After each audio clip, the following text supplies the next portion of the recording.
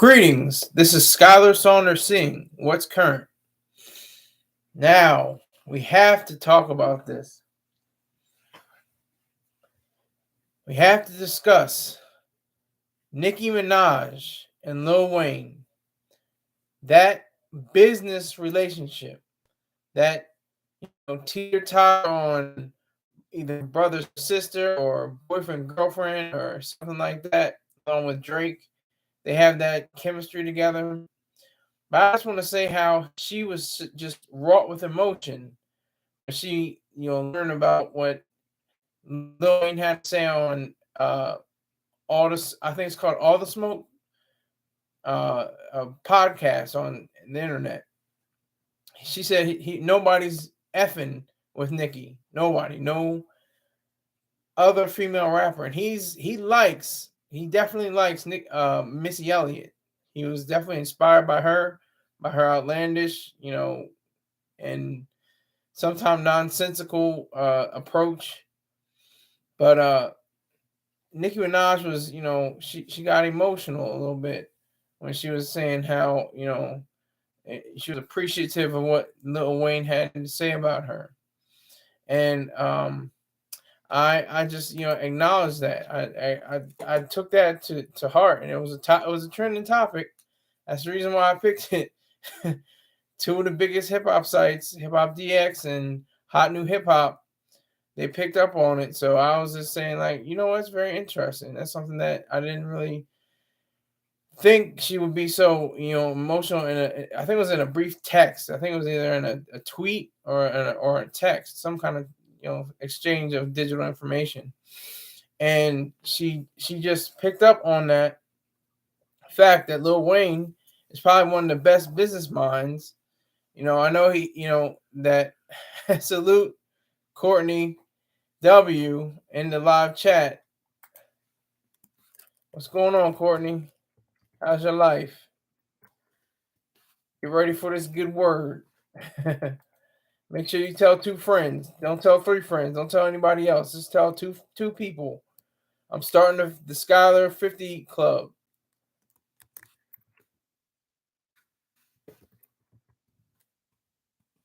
Starts tonight.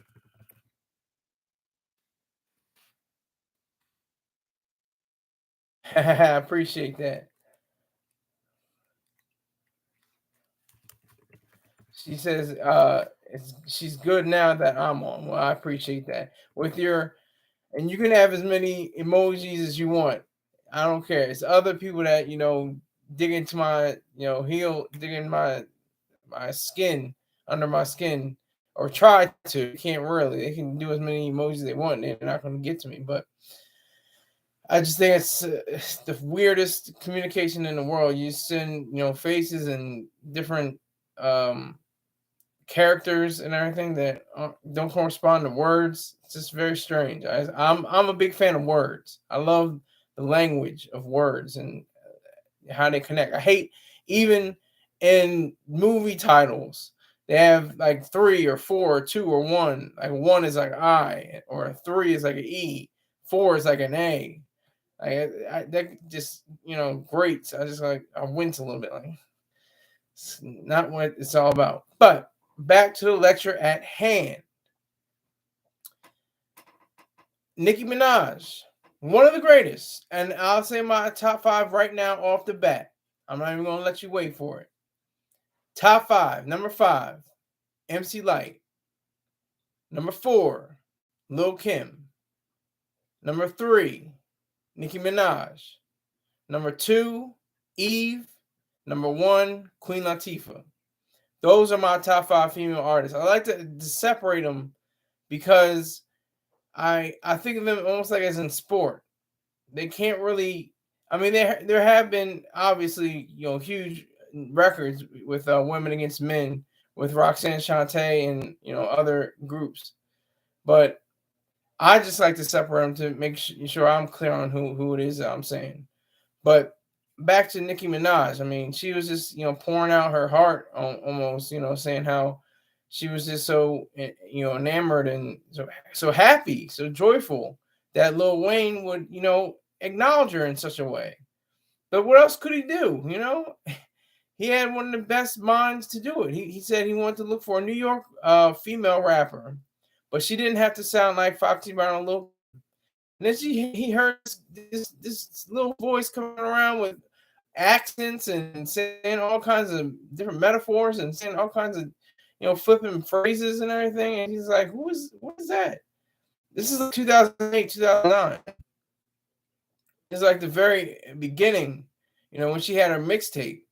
I think it was called "Beam Me Up, Scotty," if I'm not mistaken. And yeah, I changed. I changed the top five. See, Courtney, you remember? Good thing you remember it. I said before. I even said it's. I switched it up, and I just switched it up. My previous top five was MC Light, Foxy Brown, and Lil Kim. I had Foxy Brown at the number 4 spot, and Lil Kim at number 3, and then 2 with Eve, and 1 with Queen Latifah. But I said I'm switching it up. I'm switching up my pattern here. Nicki Minaj at a strong number 3. She's put in the work. My favorite song of hers is "Moment for Life." I could play that song over and over and over, and it'll never get old for me. It's such a great song about perseverance and going against whatever adversity you go through and making it and being perseverant or having perseverance. That's one of the key items in her catalog. That song.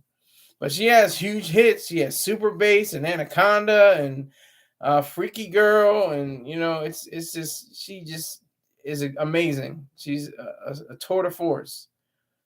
She has her barbs. Most of them are very purr and searching for the answers. But that's all good because they're loyal to her. She has a respectable, loyal base.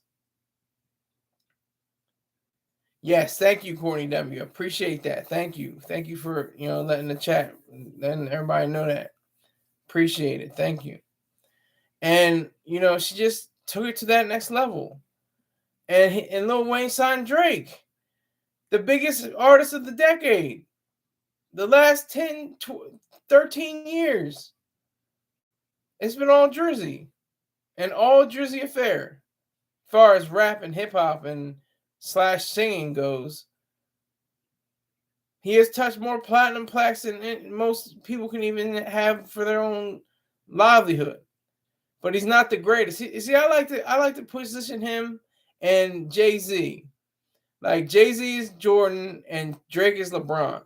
And I'll give you different reasons for that, because Jay-Z just, it's almost effortless. It's like it's just has the ultimate talent and has the ultimate skills down pat, just like Jordan. There was nothing he had to try. LeBron seems like he has to try an effort. And he makes teams better like Jordan did too. But he has, not as big accolades. He never lost. Jordan never lost in the finals. LeBron lost in the finals. Just little things like that. Like Drake never had that run of CDs or streaming services, playlists, whatever you want to call them, albums. Jay-Z had 7 summers where he dropped heat. 7 years in a row he had an album, and then he committed to making concurrent albums and albums after that. That's how dedicated he was to his craft and how smart he was. He knew that consistency would be key. But back to Nicki, who she name drops to, she has name dropped Jay-Z, with the Jay's and Kanye's and stuff like that, She's rap royalty. She's a quote unquote queen, even though I hate the term queen. I don't know how Americans can name things as king and queen. It's a weird thing. It's very strange for Americans because we fought like a whole, a revolutionary war. We don't go by a king and queen monarchic system. It's completely different, but just, I guess we could say earned. because these are titles you have to earn. Michael Jackson didn't just come out as Michael Jackson, the king of pop, when it was 1962, or 1973, or even 1983. He had to put in the work, sell almost 100 million albums, and then declare, have Elizabeth Taylor, his friend, declare him the king of pop. But he had to put the work in. He had to get his dance moves together. He had to get the right songwriters. He had to condition his voice. He had to, make sure he was always fit and ready to go.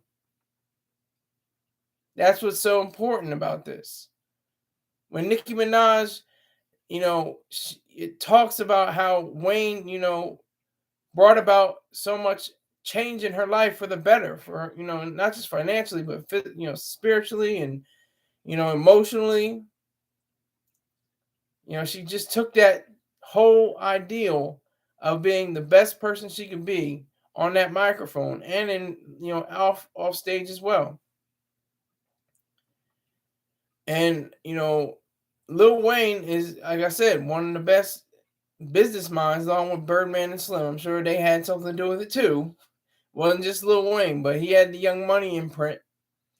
I don't know where it stands now. It's kind of iffy, where everybody is right now on Young Money. I think Drake is on Jay Prince or something. He's on Rap a Lot. I'm not. I can't. I didn't recall that.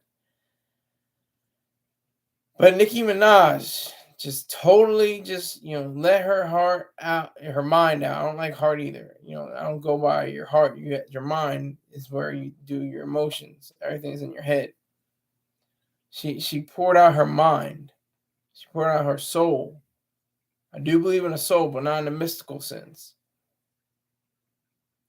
She let it be known that it's a privilege and an honor to be under Lil Wayne, to be named as someone who is supposed to be so put together.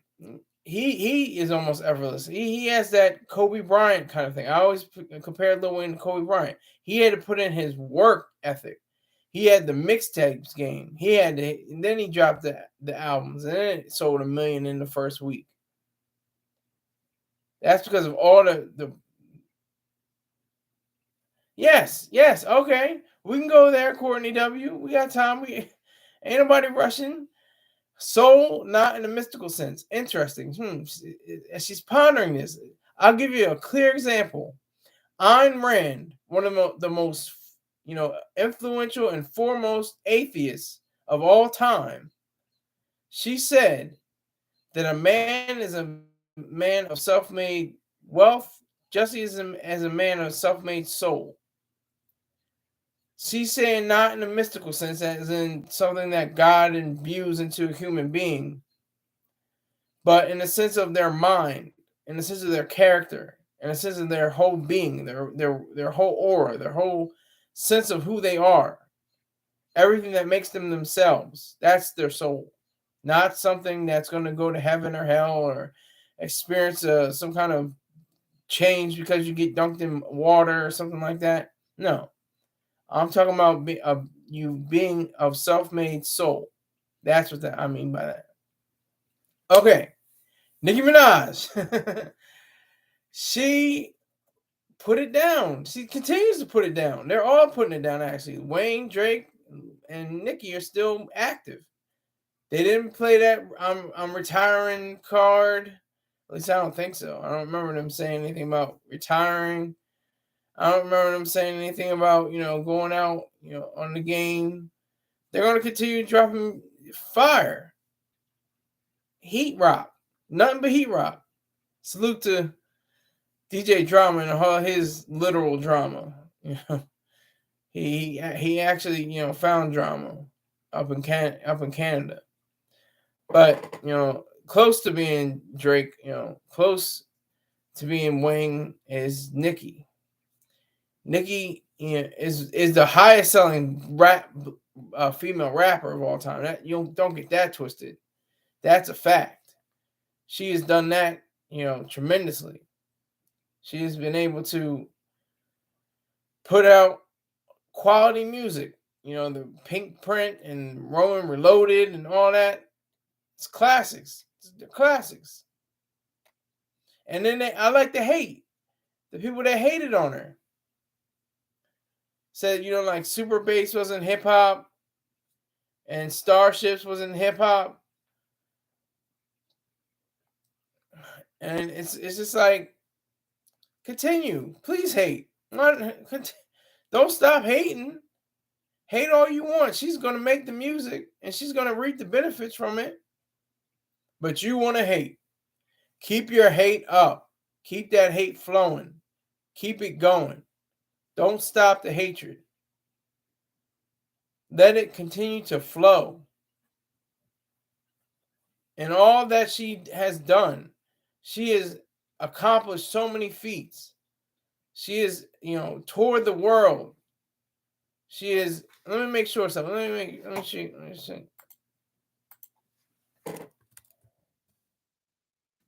I'm going to check on something.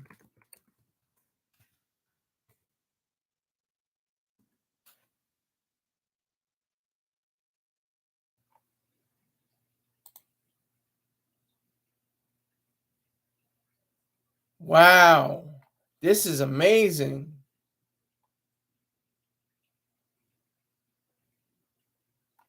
She's been nominated so many times.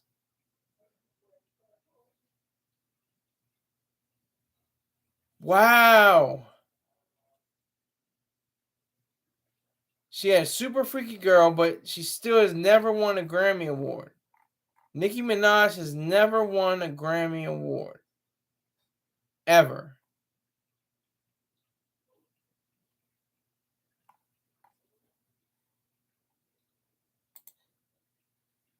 She's never won one.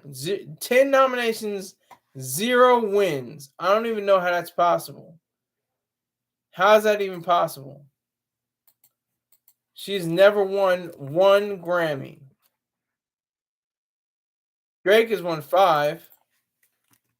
Lil Wayne has won 5. But Nicki has never won a Grammy. Here's a quote from her. Looking back now, I love that I was pushed to reinvent myself. Because when I sit back and I really look, I need hip hop and hip hop needs me. And that's a fact. That's a fact. We need Nicki. We need Nicki because she brings to the game something that these little girls, are clamoring for one in their lives. And even grown men, we want it for a different reason, maybe. But, she's necessary to this game. She's a change agent. She's definitely something that can be, touted as something that's more important and can control the game. Despite her 10 nominations for a Grammy and winning 0.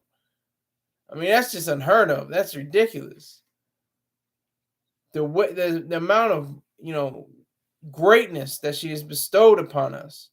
The ability for us to even witness her greatness is part of her genius. She can put on a show. She can dance. She got the, what is it called? The Millennium Award, I think, from MTV or the artist or something. I'm going to look for that. Hold on. Nicki Minaj, MTV Award.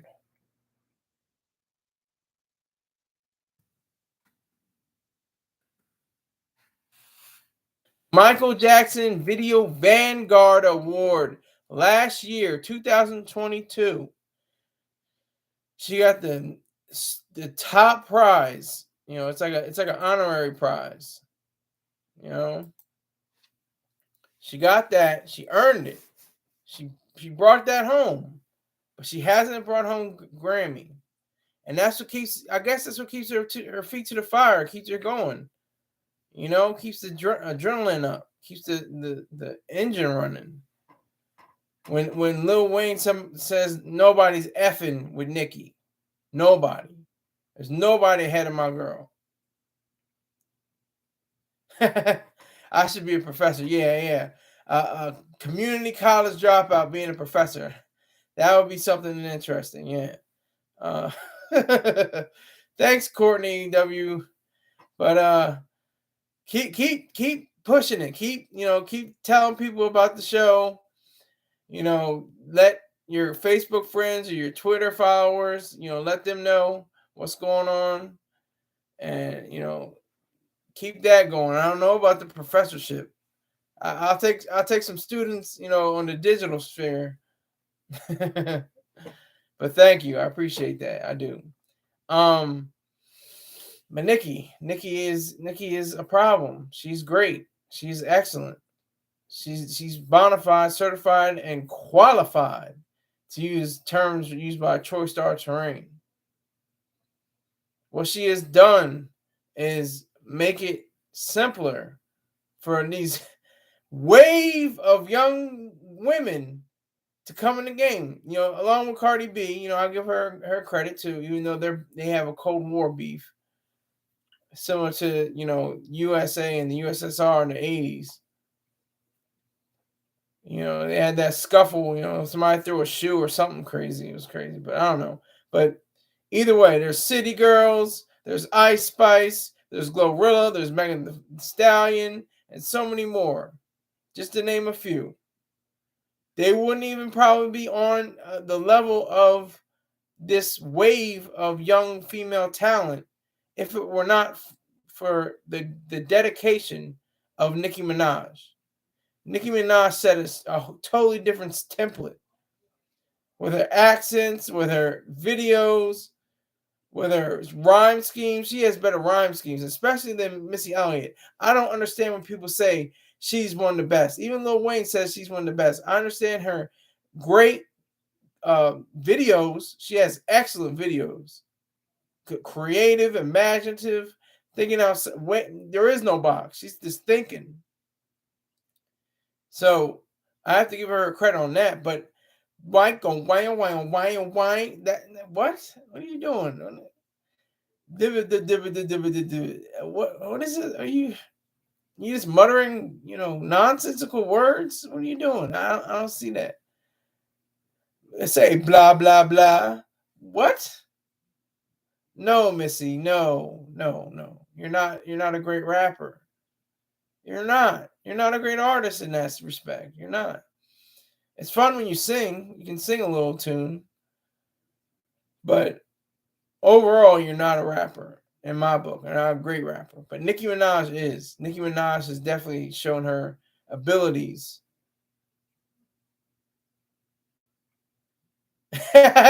Exactly. Yes. Thank you. See, good point. I might get that copyright strike if I say anything else.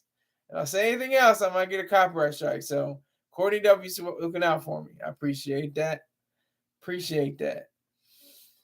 So, you have this many, people rooting for Nicki, and the person that brought her on to say something like that is amazing. That is truly the believers would say is a blessing, but I call it a being fortunate.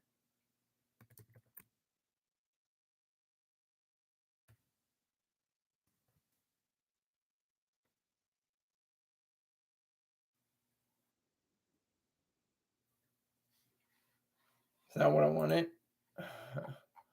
Hold on. All right, so she says, to this day, when I send you something, you send a verse back.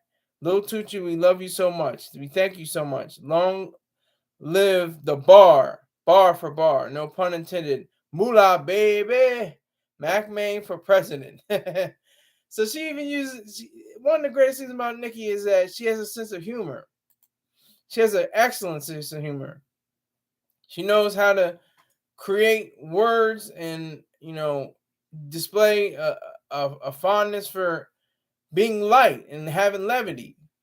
She had One of my favorite songs was with her, featured her and Eminem. Raw, raw, like a Dungeon Dragon. See, again, if I say anything else, I'll probably get hit with a copyright strike. Can't say much else, but you get the idea. They just things are amazing, and she bounces back every time. Her first studio single, or it wasn't on the. I don't think it's on the Pink print or Pink Friday. That was her first album. It's not on Pink Friday, but Massive Attack was a massive failure. It did not go anywhere. It was a massive failure. The video was trash. The song was trash. She knew she had to come back in a different way. And so she came back with, you're the illest, the dot, though. I'm not getting a copyright strike. I'm not getting a copyright strike. You like Bruce Willis. You got your love. And I think that's the title of the song. Let me make sure. Your love. Yes, your love. She had the samurai look in the video. We saying, huh? You don't remember that song, Your Love? Oh, you might be too young, Courtney.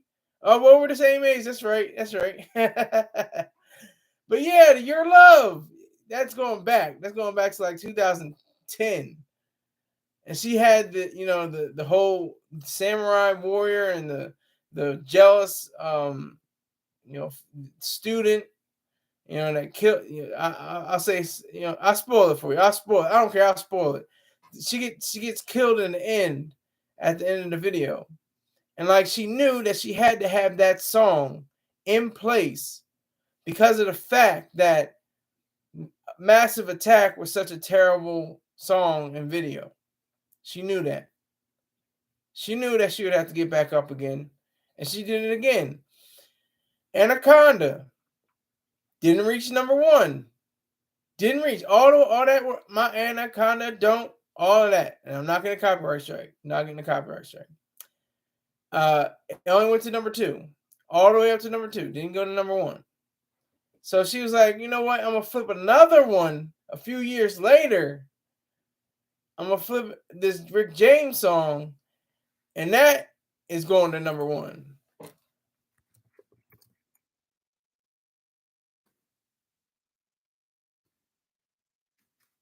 That put her on the map again. She was already on the map, but she went and got, she sold 2 million units, or it was downloaded so many times, and it was a Billboard Hot 100 #1 hit. That's her aesthetic. That's her work ethic, to continue to be even better than she was before, to continue to be a great presence within hip hop. Now that you name, Courtney says, now that you name it, I didn't know what you were trying to rap though. Okay. See, I guess that's a good thing. So the algorithm won't hit me with a strike, for singing or, rapping along a tune. I guess that's a good thing. Maybe that's for the best. But I appreciate you, Courtney. Salute again. Salute. But Nicki, one of the best, not the best in my book, but one of the best to ever do it. And I mean, by numbers, she's the greatest. She's the greatest female hip hop artist to ever do it. Sold over 150 units or streams or whatever you want to call it. 150. I guess you can just say albums. 150 albums, or 150 releases, or whatever the case may be. She sold over 150 million. That's where she is right now. That's the exact part of what she is and what she represents. And even though she has not been awarded Grammy Gold, she will continue to work as if she has 20 Grammys, or she had zero, or as she has now, 0 Grammys. And that's what it takes to be somebody like Nicki Minaj, a real woman. Now, if I could just transition from one woman to a different kind of woman, the white woman, I have a question. This is something that's always, boggled my mind, something that's been interesting. I'm just going to float it out there for you. Should white women get reparations? I'm going to say that again. Should white women receive reparations?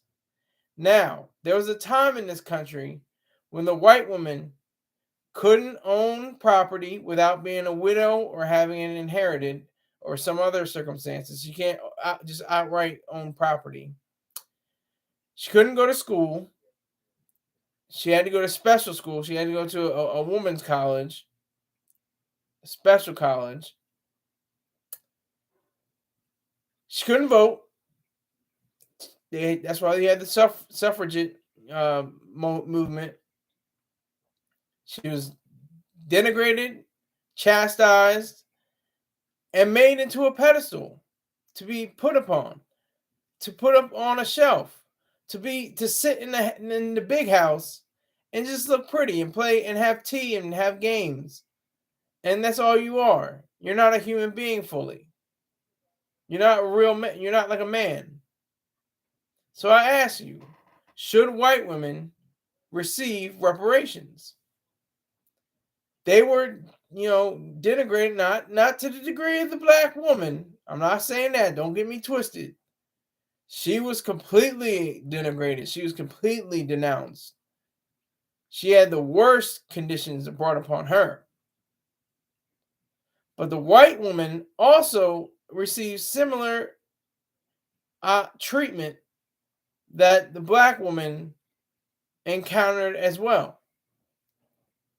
Black woman, and this is an interesting thing too. The black man could vote before the white woman. That's glossed over in a lot of history books. A lot of history books will not say that the black man had to vote before the white woman. That's a fact. There's no telling what the white man did against black men and black women. I mean, you can say anything. They probably raped babies, probably performed sexual acts on children.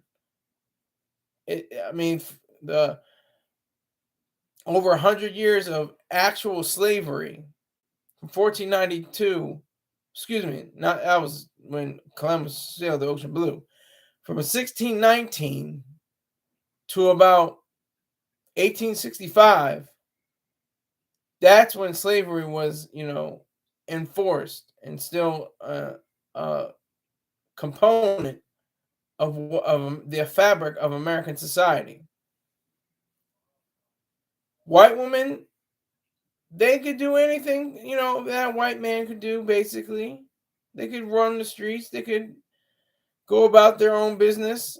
Oh, shucks. I'm about to get to Courtney W. I'm about to get to you. I'm going to get to you. I'm going to get to you. Don't worry. They could do anything that the white man could do, basically. They could be just as harsh and vicious. You can, point to Solomon Northrop's 13 Years a Slave, how the white mistress treated Patsy.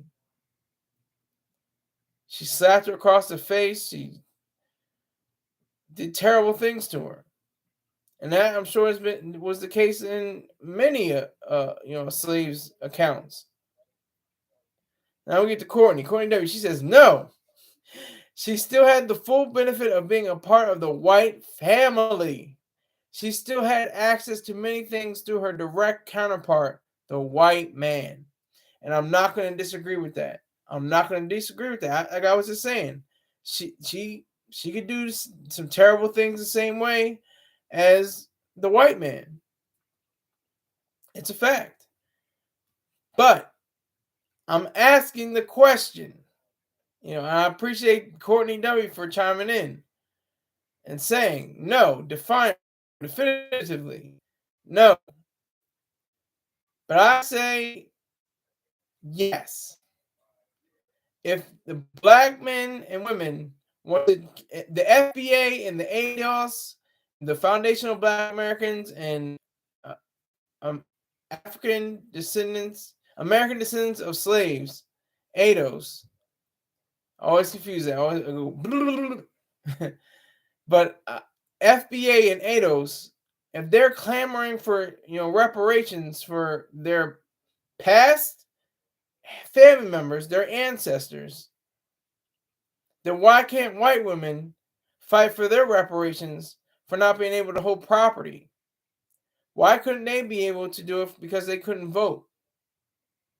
Those things were withheld from them based on their gender, based on their sexual anatomy.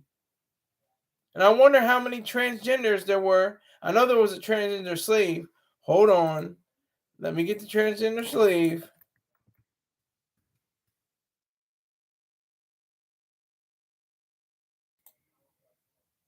Frances Thompson. The first drag queen was a former slave. Frances Thompson. So, I mean, if you look at but frankly, I don't believe in reparations anyway. I firmly agree with you there, Courtney W. I don't think there should be reparations. Not at all. None for anyone. I do not think there should be reparations. That's another thing I disagree with Mr. Troy Star Turian about. We do agree on a lot of things, but one of the things we don't agree on is the reparations issue. All the people are dead on both sides. The oppressors and the oppressed. They're all dead. Everybody that's involved is dead. You can say, oh, well, the Holocaust survivors are still Holocaust survivors. They're in their 80s and 90s and hundreds, but they're still survivors. Okay, so and the 1941, 1942 Japanese internment camps, they're getting their reparations because they're still alive. They're in their 80s, 90s, and hundreds, but they're still getting money from the government because of what happened to the people that are still alive. Everyone in slavery is dead in this country. Everyone. There's not one single person that's walking on this earth that is alive or was alive during slavery times. That's a fact. And so when we talk about people who are oppressed or who have been, demeaned and spat upon and whipped to death and choked and castrated and mutilated and all kinds of disgusting things, burned to death. We have to remember that all of that should be remembered, and it should be definitely never cast aside, never brought down or forgotten about, and say, oh, get over it. Never that. I'm not saying that. I'm not saying get over it. I'm saying get over the idea of getting money from it or getting property or getting some kind of substantial benefits from it. Because you can talk about the reservation for Indian Americans or Native Americans or Indigenous Americans or tribal Americans. They're kind of like African Americans or Black Americans or colored Americans or it just goes on and on and on. Whatever you want to call yourself today. But they have what? What's that? One-eyed Jack, one-armed Jack. Casinos. They have casinos that's their reparations. Now you can go back further than slavery. You can go back to the very founding of this earth, of this America, during the 15th and 16th centuries, in the 17th century, when the Indians or the Native Americans, when they were killed, it was complete genocide. Then they made room for the Africans to come over and do the work. You can argue that the Mexicans, they should have reparations. part of California and Texas were Mexican, all owned by Mexicans. Then they were slaughtered and killed and pushed off the map and renamed United States of America. Welcome. So their ancestors, or their not ancestors, their descendants can come by and try to get, freebies, get their green card, get their Social Security, Medicare, Medicaid, welfare, all that. And I'm actually for that. I'm actually in support of that. Despite the fact,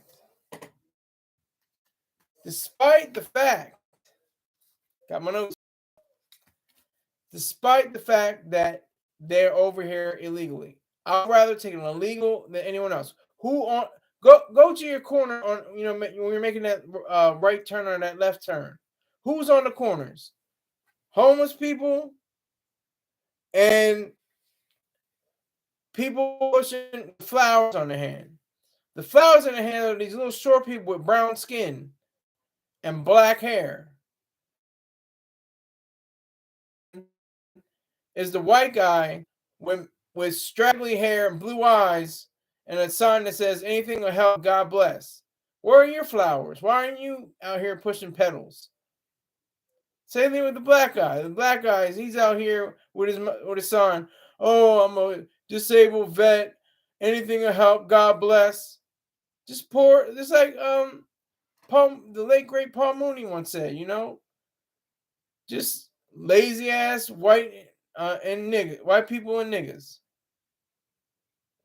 But the brown man, the red man, and the yellow man, they know how to get a business going some way. They're gonna make this money, working. They're gonna do something. They're gonna pick oranges. They're gonna, have a restaurant. They're gonna have something. They don't grind. But the white people and the black people don't know. They don't know nothing about that. They want it for free. They just want to hand that. They just want, tax-free money. But I would take a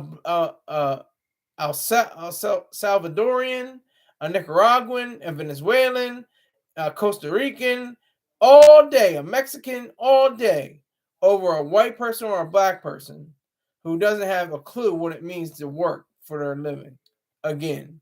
Because they might have had some semblance of it before, but for some reason they can't seem to get it right. They can't seem to get their mind right. That's the sad part. And that's why I ask about white women. You very rarely will you see a beautiful, full, fine, well-figured, blue eyes, blonde hair, white woman saying she's homeless. No, that's not going to happen. I can 100% guarantee that. And that's not even being, speculative. That's a fact. There's nowhere in this world. I'm not in this, not even this world, this country especially, but not even in this world is that going to happen. It's not like, I don't even think she was blonde hair, but Victor Hugo's novel, she turned herself into a prostitute. Oh, what is her name? I just forgot her name. Oh my god. What's her name? Okay.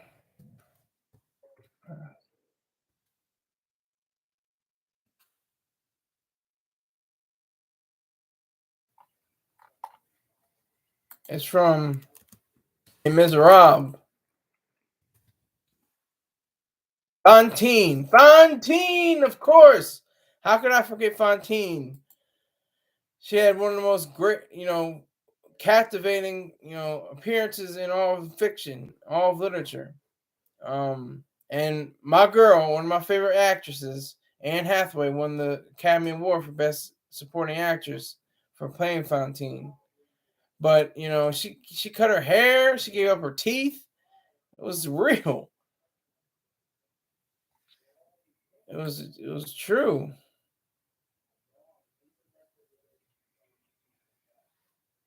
Maybe she wasn't a prostitute. Let me make sure of that because I know she gave up her hair and her teeth. but I don't know if she was a prostitute. It was for she sold all her possessions. She's an unmarried woman. I take back for now until somebody corrects me otherwise. That Fontaine was not a prostitute.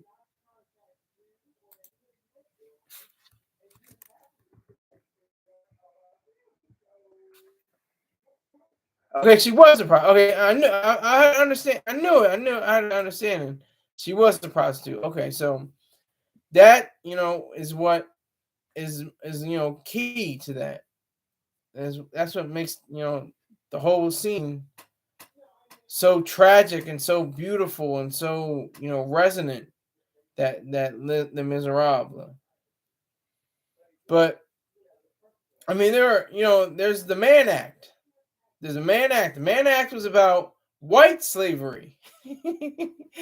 They said, okay, these black men are going to be free, and they're going to want to try to make white women into slaves. They call it, prostitutes. I don't know what a prostitute is when you're a slave, unless it's human trafficking. That's different than prostitution or the game.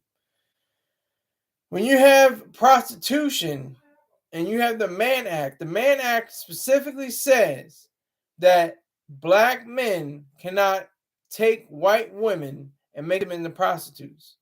That's the reason why they have those laws, and they still stand today. You can't legally have someone under you as a prostitute because of the Mann Act. That's a fact. And so, with white women, they have their own issues. Like I said before, property rights, voting rights, the ability to be a full human being. See, they could walk with the white man. They could talk with the white man. They could lay down with the white man. They can be married to the white man. But a black woman, she had to either be submissive and take the white man's ideas as law and not explain herself. But the white woman didn't even have to do that. She could just, like I said, she could just sit in the house and be pretty. She didn't have to do much. Black woman could sit in the house if the white man put her in that position. She didn't have to do work if he put her in that position.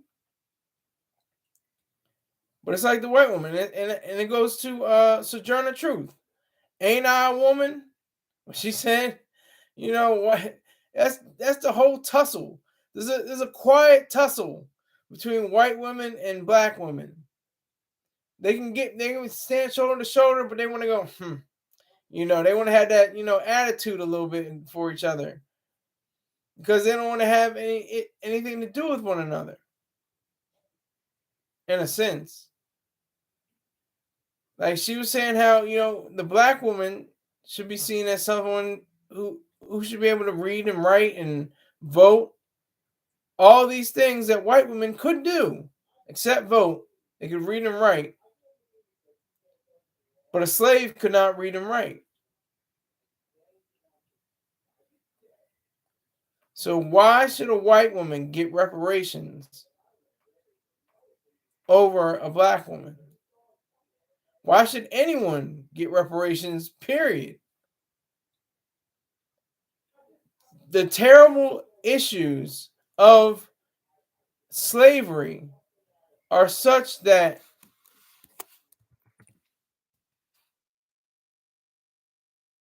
it's such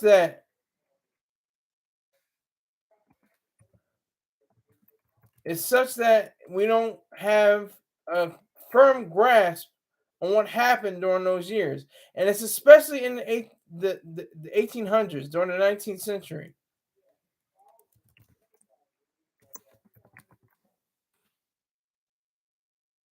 We have to really make it count, make it understood that we are within a state of mind that we're always trying to be the best. a more perfect union. That's what has been said, for the United States of America, a more perfect union. One where every citizen can breathe free air. There is no tyranny. I mean, you can have your Juneteenth. That's cute. That's cool. But that's about all you're going to get is a holiday.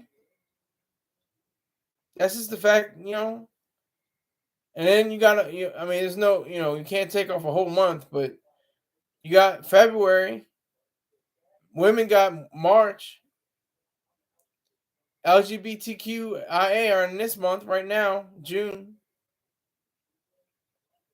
Pacific Islanders and Indians and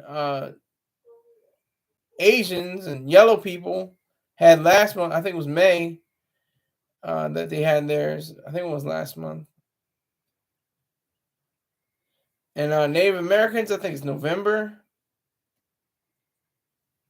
It's just so goofy. It's goofy. People want reparations for what?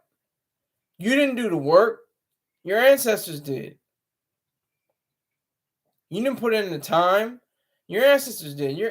Your ancestors were mutilated and disturbed, beyond all recognition in some cases. Slavery was no walk in the park. Slavery was disgusting and disturbing and vicious and harsh in every aspect. And to make it that happy slave mentality is the worst thing you can probably do. Saying, oh, well, there were slaves that were happy. Happy for what? For not being free? For not breathing free air? For not being liberalized? For not knowing the truth of what the taste of freedom means?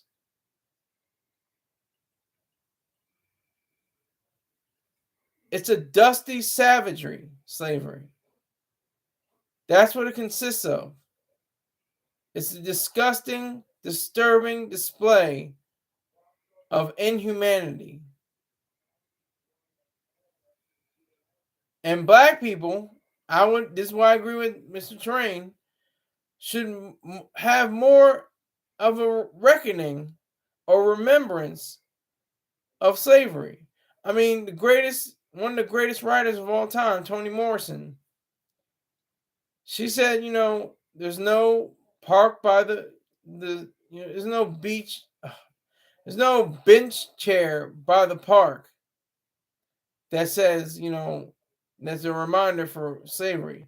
But, somebody had the idea to actually put bench chairs in different parks around, especially around Ohio. I think they're around the country now, but I know they're definitely around Ohio, where they're dedicated to the idea of, what slavery once was. It's just like you just sit there and you ponder on what really happened. All the degradation, all the demeaning acts, all the low points, all the points where people's manhood were taken, or a woman's womb was mutilated. It all happened. It's all real.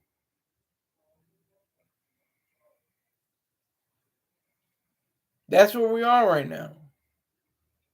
We're at an impasse. We're at a point where we're saying that, we should get reparations. Well, white women can get reparations. What's stopping a white woman from getting reparations? She wasn't a full class citizen. She might have been like right behind first class. She could smell, what the people were eating in first class. But she was still a second class citizen. Couldn't own property, couldn't vote, couldn't go to school, had to go to her own school.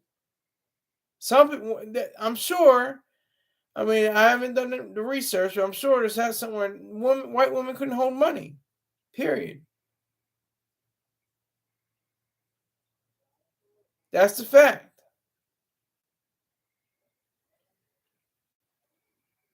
If a woman, a white woman didn't have the prerogative of owning her own land owning her own estate, that she was powerless in a sense.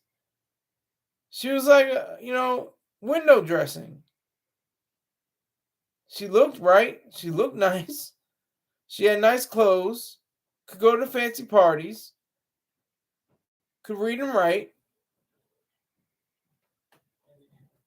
But she didn't have the absolute full measure of being a human being in this country.